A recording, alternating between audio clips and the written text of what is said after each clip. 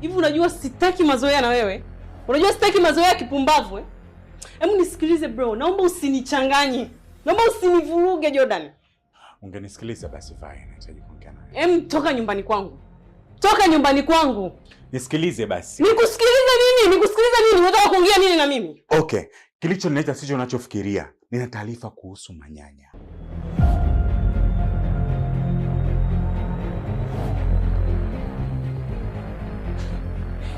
Wewe umesikia wapi mimi nimeongelea kuhusu taarifa za manyanya? Yaani umesikia wapi mimi nataka kujua kuhusu manyanya, kuhusu chochote? Toka bwana. Jordan toka. Violet, moyo unaongea. Siku nilipokutana na wewe nikakupa taarifa kuhusu manyanya, nilikuona jinsi gani nilivyokuchukua. Nilikuona jinsi ulivyochanganyikiwa. Unajua tunahitaji kuweza kumsaidia kwa sababu jamaa yuko katika wakati mgumu sana.